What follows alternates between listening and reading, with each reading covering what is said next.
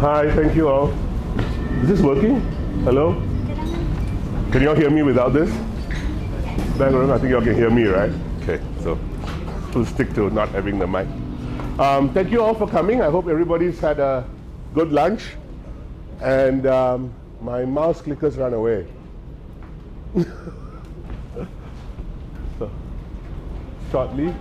But maybe while that's starting, I tell you all a little story that I recently had the opportunity of. Okay. I haven't gone limp. But I just recently had the luxury of coming back from vacation with my kids. And I bumped into an old friend who was the CFO of a very large retail organization in Europe. And like with many organizations and many of us here, and not something uncommon, they spend a fair bit on technology and security and connectivity. And their revenues, somewhere in the range of, $50 billion a year, right? And what happened was they had recently invested a fair bit in their endpoint security protection. And to their surprise, after a few months, they had a ransomware event, which then traversed across the network. In essence, their organization came to a grinding halt. And for 48 hours, they could not collect any money through the point of sale. And they actually gave in and paid a ransom of $50 million. Okay? And I think, this is not the first time we are hearing this, right? We believe that, when, I don't like this feedback. Can you switch it off?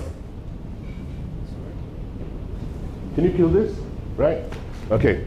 So it's not the first time we hear of organizations being ransomware or malware or things like this happening. And we all say, we always say we should not pay because paying only encourages this more.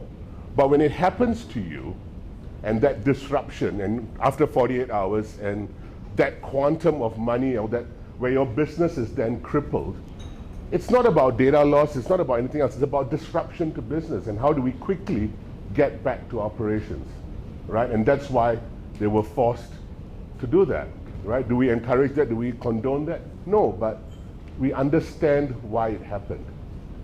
Now, then the question comes, look, they just spent a whole bunch of money on something. How did this come to happen, right? If there's endpoint security on these machines, how did the machine get ransomware, right? And in essence, what was then discovered was they invested in a particular endpoint security software, which continuously gets updates. And for these updates to take effect, the machine has to be rebooted. Not uncommon, something that we are all very familiar with. Operationally, the staff in these locations lived in fear of rebooting the point of sale because they thought it might not work and they'd have to call IT and somebody would get scolding. So the best thing to do was to leave the point of sale on and never touch it, right? So human error, fear of rebooting the machine, lack of updates, ransomware came in, goodbye, right? And that obviously then traveled horizontally and crippled the entire organization. So coming back to the theme of today's event, it takes only one, right? So we all spend a lot on our IT security, on security budgets and things like that. And we keep adding layers and layers and layers on top of what we do without realizing or sometimes we overlook the fact that it is so easy for something as simple as that to bring the organization down, right? And what we should be doing is pursuing simplicity. So let's get into the topic today. I'd like to run through some ideas and some facts, but give you some background into what we start with, right? Asia, where we all come from, right? By 2040, right?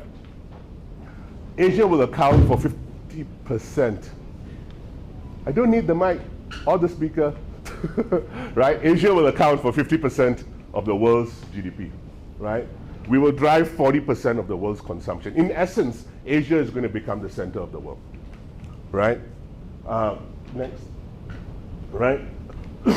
During the pandemic and after the pandemic, Asia has demonstrated resilience and the ability to come out of the pandemic stronger, right?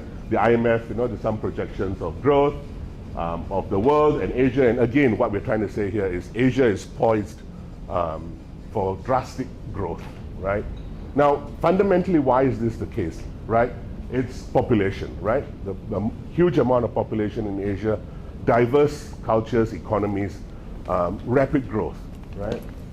Now, the key to this transformation is organizations going digital, right? We all have numerous branches, numerous locations, and what is changing today is the digitization of our businesses, right? To achieve this, these organizations need to go digital, right? And when organizations go digital, it's when the problems start, right? If we were not connected, there's no problem. If we go back to the old brick and mortar where you have the traditional cash register, nothing's going to go wrong, right? But at the same time, you cannot take advantage of what digitization offers, right? What is this?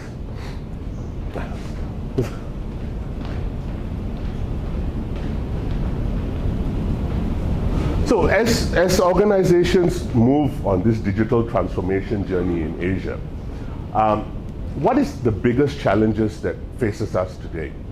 I think a lot of digital transformation stories that are discussed in the US and Europe make sense when you talk about it in US and Europe, but when you start looking at the Asia story is very different.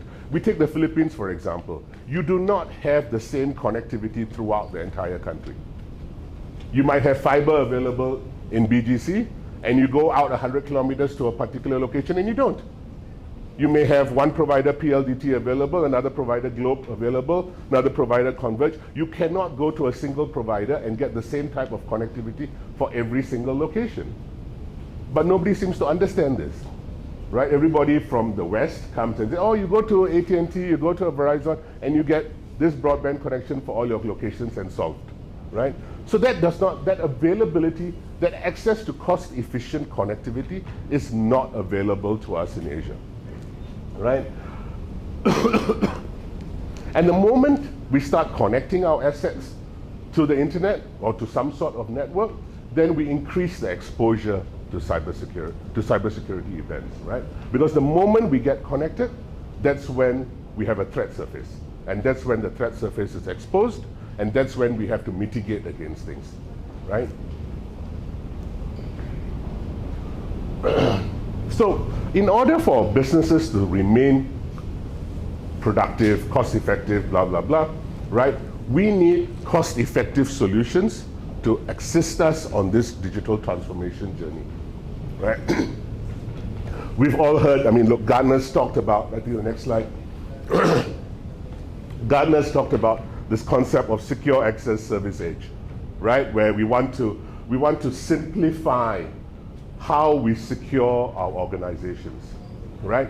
And by simplifying, and conceptually makes a lot of sense, because as opposed to having multiple layered solutions, traditionally, maybe you have firewalls, maybe we have a CASB solution, maybe we have something for to do zero trust, all sorts of different point solutions deployed across the organization, which on their own makes a lot of sense. But when it comes to managing this on an ongoing basis from an operational standpoint, very complicated. So what does Gartner say? Look, SASE, how do we converge all of these things together into a single dashboard or a single platform so that it becomes easier for us to manage? In the essence, what is Gartner saying? How do we make it easier to deploy what we need to secure our organizations? So in doing that, we've all heard of, look, there's a number of SASE organizations, or organizations today that have SASE solutions, right? That work very well. but come with their own set of challenges, right? So if we go to the next, right? So what we are saying basically is, the concept of SASE makes a lot of sense. However, for it to work in Asia, there's a couple of fundamental challenges that need to be solved or addressed. Number one, access to connectivity, right? If we look at Asia, if we look at Indonesia, we look at the Philippines, we look at Malaysia, we look at Vietnam, this is the same problem time and time again, is I do not have ubiquitous connectivity in all of these locations. If I cannot be connected, how do I even start, right? And that's a fundamental challenge here. And whilst things are changing drastically, or at a very rapid pace, right? Enterprises do not have the experience or the domain knowledge of how to put together a connectivity solution that can work across the organization. We want a silver bullet, which is I can go to somebody and say, look, I want this type of connectivity everywhere, but it doesn't exist. So what do we do? Right, so first problem. Second is inconsistency in terms of what is available. Right? Some locations are DSL, some locations are fiber. And now, okay, we've got things like Starlink, right? Hopefully that makes a difference. But in some locations we use LTE.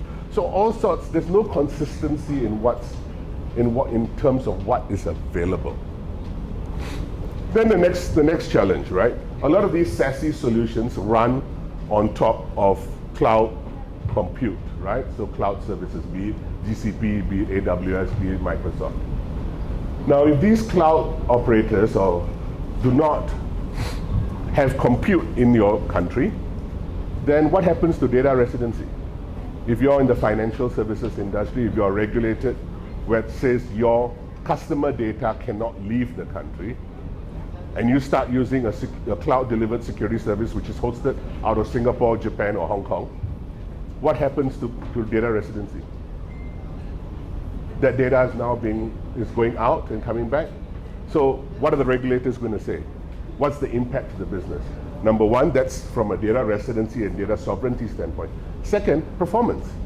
If my branches happen to be in the Philippines and my data needs to go to Singapore or Hong Kong before coming back, that's a 60 millisecond performance impact on my traffic, right? Is that something I can put up with? What's the user experience going to be? How's that going to affect my customer experience at the end of the day? And then finally, most important thing at the end of the day, these commercials might make sense if you're a US multinational in the US, let's say Bed and Bath, right? You've got 6,000, 7,000 branches in the US, you've got compute all over the place, and you're able to adopt a SASE solution and pay a certain amount based on the revenue that your store generates, or that site generates, or that business location generates. Those same unit economics do not exist in Asia. We need a different set of unit economics that makes sense for companies in Asia. So, hang on. Right? So what we're trying to say is, the concept of SASE is not a one-size-fits-all, right? What's actually needed is this to be tweaked. Conceptually, the idea makes a lot of sense. How do we simplify network connectivity and security? But one has to understand what makes Asia unique, or what makes the country or the location in which I operate challenging, right? And what can we do to make it better, right? So coming back to the same thing here. ViewQuest, we have what is called a private SASE offering. And what we do at the first step, and we go and we take a step back here, right?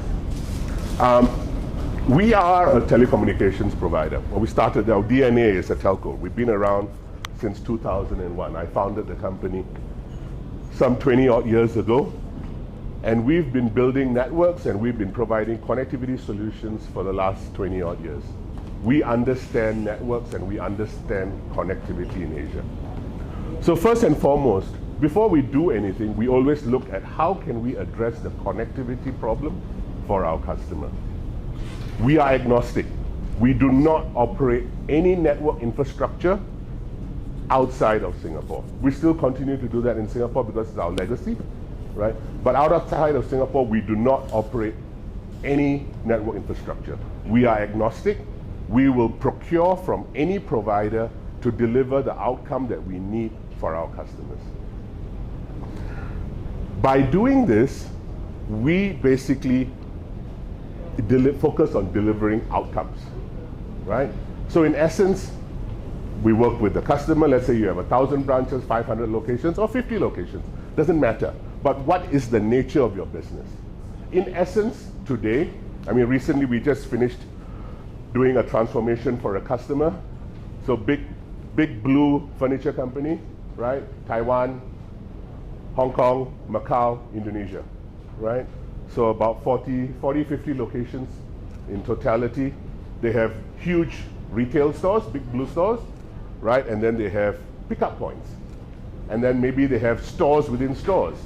So different types of locations which require different availability, right? We should not take what we use for a store, which is going to have 10,000 people in it at any point in time, and treat a pickup point, which may basically has somebody coming there and just collecting what is purchased and bringing it home.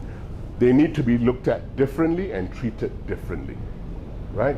So in that scenario, across 4 different countries, architecting a solution that is based around availability, real availability of what the customer needs in terms of that location being connected.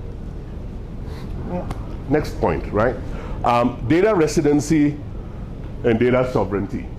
Our SASE solutions are basically hosted in country, right? So we host the infrastructure in the various countries that we offer services in, right? To address the needs of data sovereignty and performance, okay? We do not own the technology, and I'll go into that slightly different, right? And by fully managing this service and architecting it in this manner, we believe we are able to deliver the solution at a very sensible unit economics, which is very disruptive in comparison to the others. Next slide, please. So, in essence, coming down to the ViewQuest private SASE offering, right? So, in essence, what we do here is we basically host a fully managed security stack in every country that we operate. We actually host 2, right? So we have 2 points of presence in every country for redundancy, because the worst things can happen. And sometimes we may even turn on a 3rd location if the country is very geographically confusing, to add more resiliency. Fundamental technology is Palo Alto Networks, right? So it's a combination of their virtual firewalls and their physical firewalls. We are not trying to reinvent the wheel here, right? So we go with Gartner Quadrant Leader in terms of the network security devices, and we work with Palo. And by using that and being able to virtualize it and distribute it across multiple customers, we are able to share that cost savings with you, right? Because this architecture is then hosted in a security pod, which is managed by us, and not centric to a cloud service provider, we are able to make tweaks to the design of this architecture. And one of the things that we've been doing a lot of is actually introducing a tipping point IPS device from our partners Trend Micro, which we believe to be the leader in virtual patching today. So a bit taking a step back, a little bit to the story earlier of the point of sale, or the people being afraid to reboot the point of sale, or having an operating system that is out of date that I cannot patch, right? By having a tipping point device in the network, we are able to do virtual patching of all of these devices. So any traffic coming in and out, right? If the signature matches a 0-day attack or whatever, we are able to mitigate that. And my colleagues from Trend Micro will be able to take a deeper dive into that. But in essence, what are the features or the functions that we are able to deliver out of this security pop or private SASE offering in country, right? First and foremost, it secures all your data in transit, Meaning, at the bottom, you have your branches, right? You have your mobile users, maybe you have your HQ. And so regardless of whether it is traffic from an office, from a store, from a branch, from a mobile user, from a remote user, or traffic going back to a large office, all of that traffic basically has to go back to the security gateway which is hosted in the country. And then from there we are connected to the backbone of the internet. So we are one hop away from the internet. From there we are able to connect your public cloud, your internet, your data centers and things like that. But in essence now, all traffic that is moving anywhere in your network has to go through this central choke point, right? And whilst it looks like it's a single point of failure, and that's why we have, in essence, two, right? It makes it very easy for us to implement, to manage policy, to inspect all traffic that is moving around, without having to go back to the days of, if I have 1,000 branches, I need 1,000 firewalls at 1,000 branches, right? What happens when that firewall breaks down or power supply breaks down? I have a truck roll, send somebody, God knows where, to do the restoration of that. How do we bring all of these locations back for inspection? We rely on SD-WAN, right? So we use commodity internet connectivity to bring the connectivity back to these locations. What kind of connectivity do you use? Depending on the nature of that branch. Can I have that branch connected with the LTE? Can I have that branch connected with a DSL? Maybe I use a combination. Depends on what performance I need, depending on the data, and what my availability requirements are, right? And so we work very closely to build that solution for you.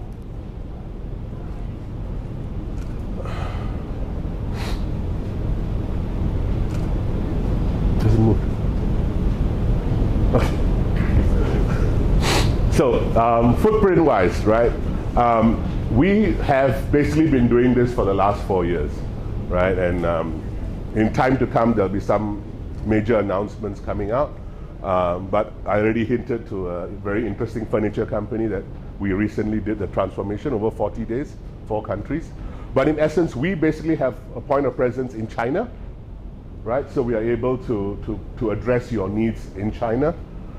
Taiwan, Hong Kong, Philippines, right? Cambodia, Vietnam, Thailand, Malaysia, Singapore, and Indonesia. So our focus is very much on this part of the world, right? We do have a point of presence in London, we do have something in Germany, we do have something in Australia, but secondary, right? The focus for us is very much on Asia. Our knowledge, our domain experience is very much with working with the connectivity providers in these countries. We have even done deployments where we even rely on Starlink to provide connectivity for some locations.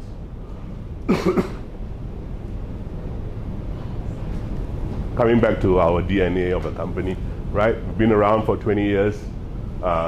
We understand routing. We've been doing this for a long time.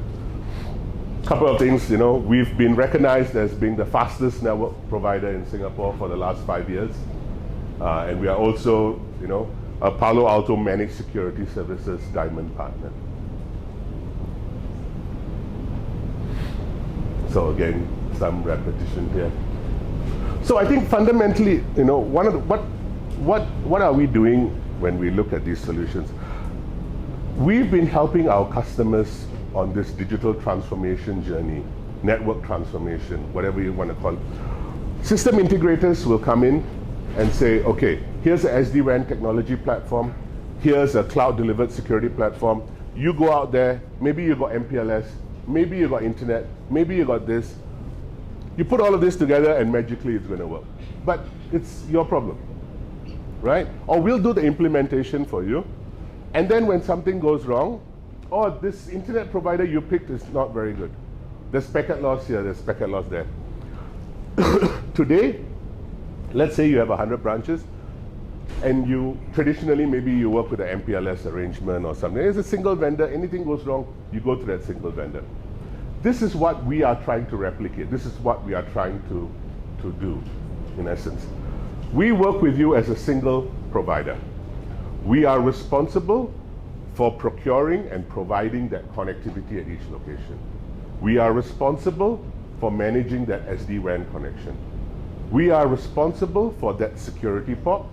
and managing the traffic that goes through that security pop and all the policies, where we then adopt a change management approach where all changes, all management is managed by ViewQuest. So at the end of the day, what are we doing? We are delivering you an outcome which is based around the availability of that location. We're not here to talk to you about SLA of the internet connection or the SLA of the SD-WAN, right? You want that branch to be up and running for 99.5% of the time? Forget all the bullshit, right? That's our problem, right? We'll make sure we deliver you that 99.5%. We sit down and talk to you. You tell me, look, I only want a 99% SLA? Fine, I'll put in connectivity that gives you that. But why? Time and time again, we see organizations or customers coming to me and going, oh, this provider is able to give me 100% SLA on this one Metro Ethernet connection. Statistically, how is that possible? He is giving you a commercial SLA, which is capped at 25% rebate of that monthly subscription. Now your business is down, you've had 2 days of outage, and you've been given a $250 credit, but you've been denied the ability to earn $10,000. But the telco said, oh, 100% SLA, but I know I'm capped at this. It's a commercially constructed SLA. We need to look beyond this and understand what are the business requirements. What do you actually need? What do you really need? And based on that, we picked the connectivity solutions, right? So that, I think, is very fundamental. We operate today over 10,000 branches across Asia, right? And globally, right? So where we manage the we procure the connectivity, we manage the connectivity, we manage the SD-WAN, we manage the security, right? We built some very interesting solutions around work from home and things like that in the past for financial organizations. But this whole hybrid work from home, this whole thing is changing again, right? Now everybody's coming back to the workforce, maybe 10% work from home and things like that. So I think what accelerated, what made us look before at how to secure the workforce while they were at home, right? We now have to bear that in mind, but also understand that people are coming back to office, right? Things have changed. We started using so much Zoom when we were at home, and now when we come back to office, the same carries on, right? The same requirement for different applications, the same requirement for agility carries on. So how do we support that, right? Not to claim too much, but I believe that ViewQuest is now the largest managed provider around SASE solutions for Asia, right? We have 10,000 branches under our belt for Asia. To the end of my presentation, I'll be happy to take any questions before we continue eating. Is it?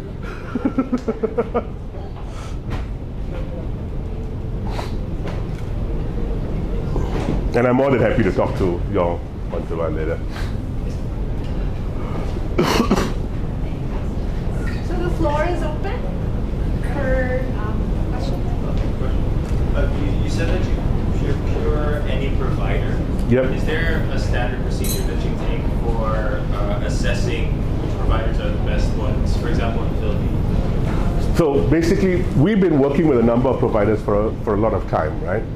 So when it comes to a particular location, there are partners that we would naturally go to first because of past experience, right? So we would assume that, in a particular location, if provider A or B that we've been working with in the past, that we've had a good experience with, we would naturally go to them. Now, in some locations, that luxury may not exist. And then we would have to look at, okay, who are the other providers that are available there? And we would then obviously have to select from those providers. How do we go about selecting those providers, right? Then it's a matter of interaction between us and them, right? To understand what their support processes are like and things like that. It's a bit of a hybrid approach. We are probably the largest wholesaler to the rest of the world for Singapore, right? So we've got the likes of AT&T, Verizon, blah, blah, blah, coming to us in Singapore. And many of the smaller guys, Converge and things like that, coming to us when they have their customers in Singapore, and we need to provide some sort of connectivity.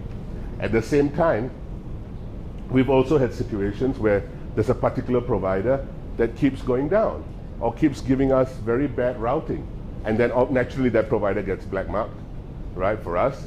But what we have is that larger universal set of data points that you may not have. And we have the ability to flex muscle. If I'm buying 10,000 circuits and I go to somebody and tell you fix my problem for me, they listen, right? So that's a bit of the leverage that we have in terms on these providers.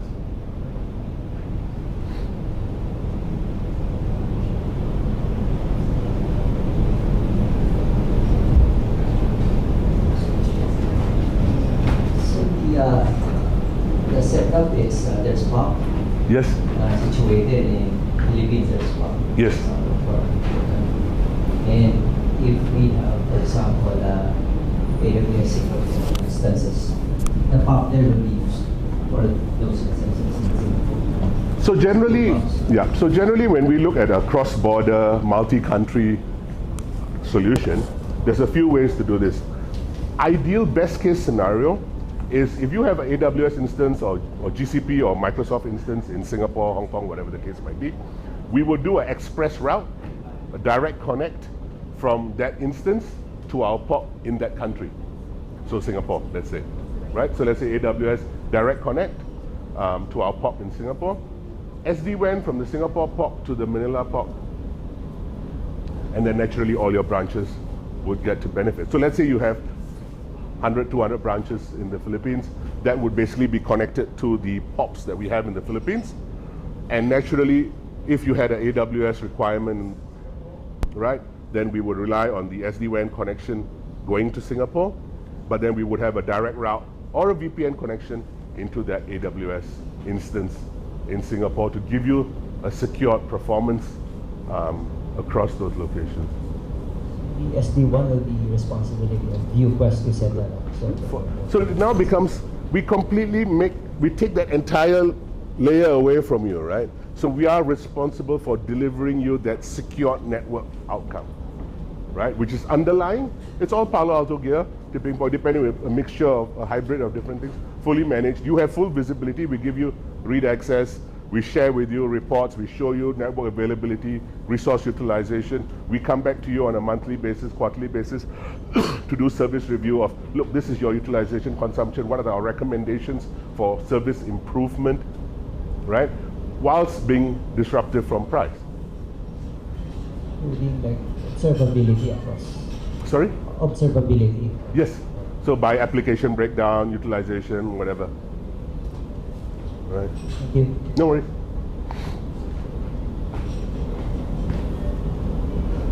Why is Catherine trying to traumatize you? Why? Why did we pick them? Because I had a meeting this morning with Gartner and looking on the Magic Quadrant, and Yes. one of in the Magic Quadrant, there are other competitors who are using Yes. this is best in SD1, so that's why I was surprised why Palo Alto is recommended for your. So I think it's a bit of, there's a couple of reasons behind this, and first and foremost, our objective was to provide the best world-class security. And I think if you look at the history of Palo Alto Networks for the last 10 years, they've been a Gartner Quadrant leader. The challenge or the problem with Palo Alto Networks has always been price, right?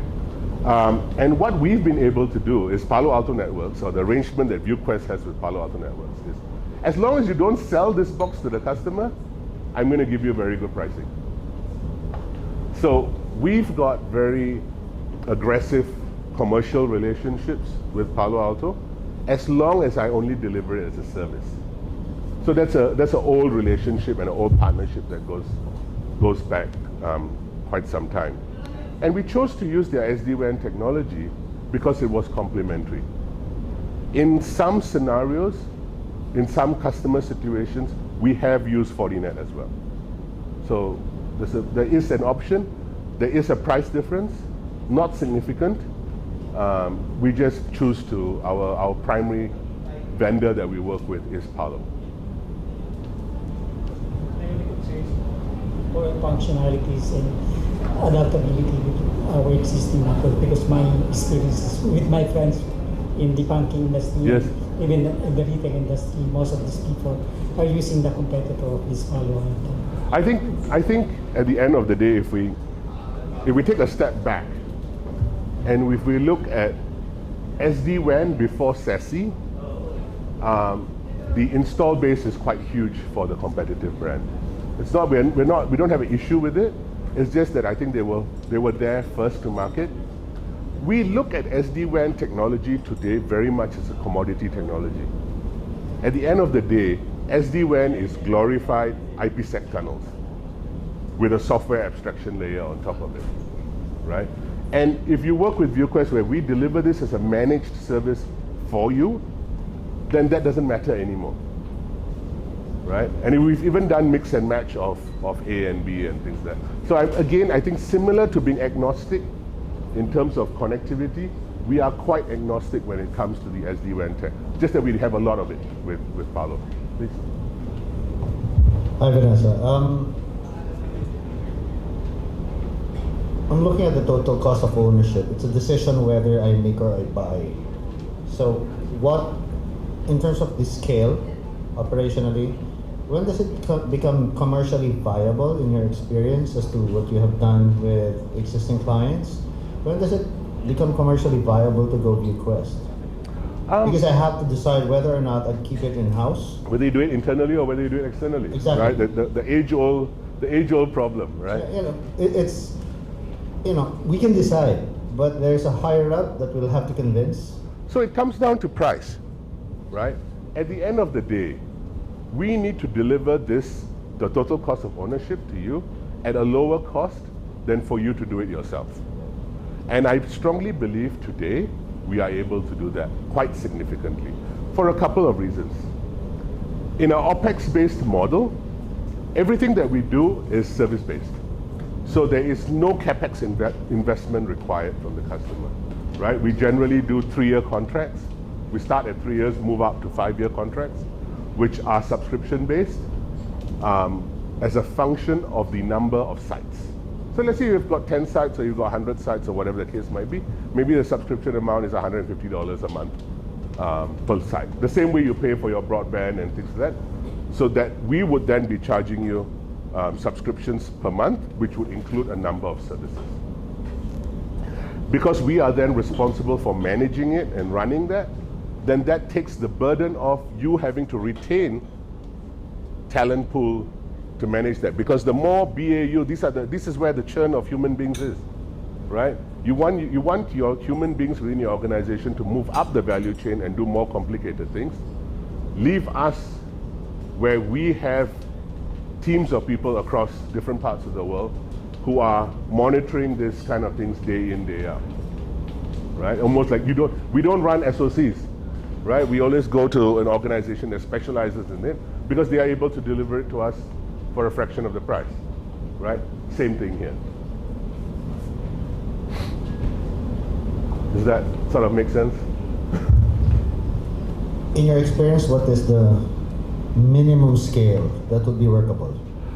We generally, look, I mean, we just did a small transformation for F&B business in Malaysia, 15 branches. And we've done things like it doesn't, naturally the unit economics start to make a lot of sense once you go past 100, right? 100 to 1,000, the efficiencies start to become very good because that security POP is being used to support a lot of branches. But because in a sense I don't like to call what we do a cloud offering. I like to call it a managed offering. But because we host all these firewalls in our security POP in the country, we are able to share resources across multiple customers, right?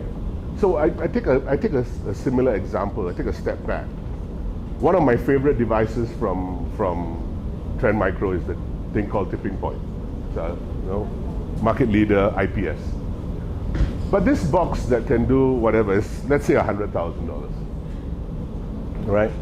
Now, if you look at traditional architectures, To secure one branch of a bank, you buy that box and put it there, right? Very costly, but it gives you that level of protection. Now I move that into the security POP, and I use that one box to support all my branches. Now I take it one step further, and this is where Trend Micro doesn't like me when I do this. I started paying for licenses, and I upgrade the box to 40 gig of throughput, and I start supporting multiple customers with one box because I'm able to virtualize the box. And at the end of the day, it's just doing inspection of traffic, right? I'm providing you an internet connection that's going through this, and I'm filtering out all the bad stuff, but I'm able to break down that cost and share it across multiple customers. And that's the benefit that you then start to derive. This is going back to old DNA of what telcos do. We buy big routers, we buy big internet connections, and then we share it out to multiple customers, right? So we've taken that knowledge and we are applying it to this enterprise space of convergence of connectivity and security. We put this together, security by design, total cost of ownership naturally comes down. To sit down with any of y'all and go through what is your spend on security, what is your spend on connectivity. If we cannot reduce it by 25%, then we're wasting each other's time, right? Yes, we're moving to something far simpler, making our life easier so that gaps are removed and eliminated. But at the end of the day, we've all got to answer to somebody, right? P&L. So, when we can save money for the organization, then bonus, right?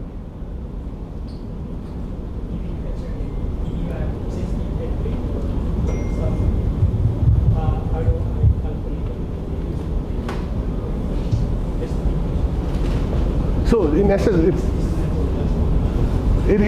so in essence, what we tend to do is we sit, different organizations might be at different points in terms of what transformation they've done. If you come to me and you're using MPLS, and you have 2 MPLS lines in each location, and then you've got firewalls in your data centers, firewalls in your branches, by doing a transformation like this, very easily I'm going to save you 50%. Very easily. But maybe you're already using broadband, and you're already using Fortinet, SD-WAN, let's say, for example. And you're looking at a transformation and saying, okay, at that point in time, we start going and looking at, what is your human cost? What is the cost of doing it? And that point in time, we're able to sit down with you and work out commercials. This is what it's going to look like. But it's not a predefined template because everybody's different, right? Yeah.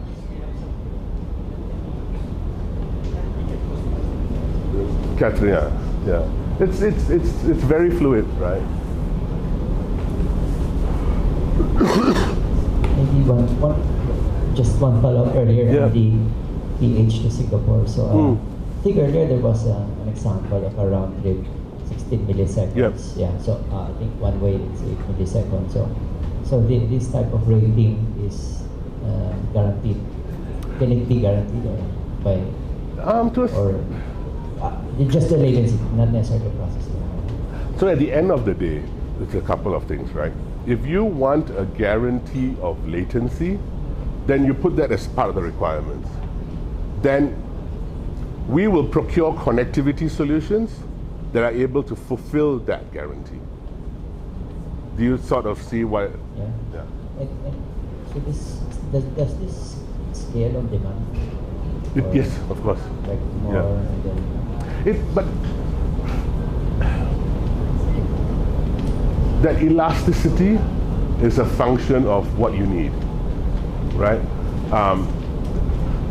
Auto scaling at the end of the day, which is not budgeted, organizations get very scared of it, right? It's all nice and glorious to say, look, I give you a portal, you go in there and you plus, and you get more bandwidth, and you minus, right?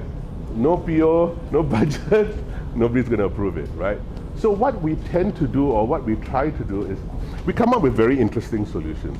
So one of the things that we did to facilitate for this type of scaling was, for a customer, we actually put in 2 DIA connections, let's say, of 100 meg, to give the customer that minimum guarantee of 150 meg throughput. But we also supplemented it with a 1 gig broadband connection. So I had 3 connections, 100 meg, 100 meg, and 1 gig.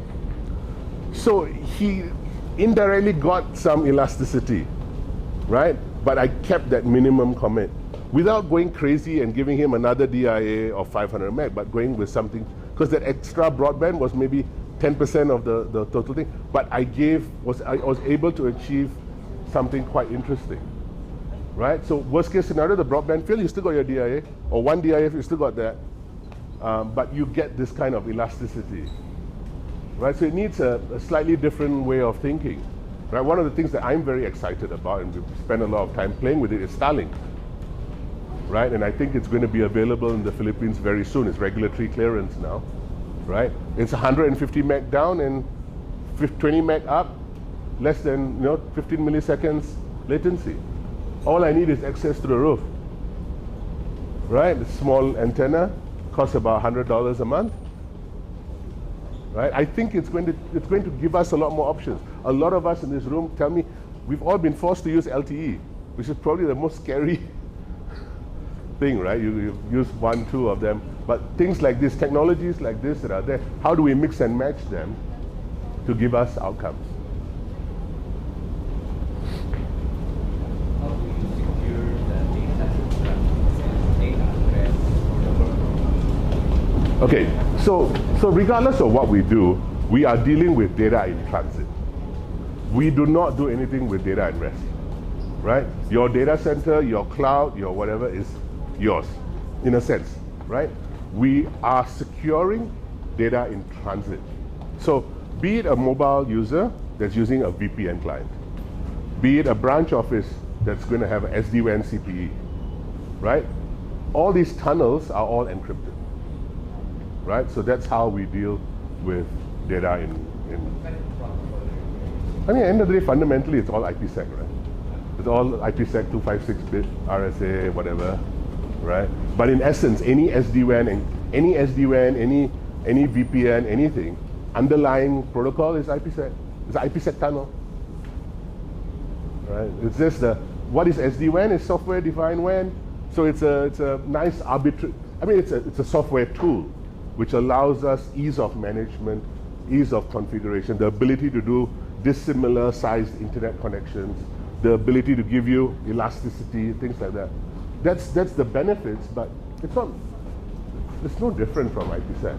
But then we can then talk about, I mean, what's interesting, what we envisage and what's coming out for the banking industry in particular is quantum encryption. How do we distribute through quantum keys, key distribution, but this is out there. We'll wait for it, right? But yeah.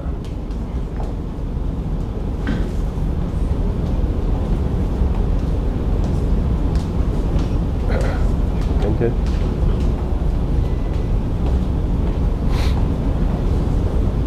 Cool. Thank you all. I'm still here. So just happy to have a chat later on. And thank you once again. Thanks. Huh? Yeah.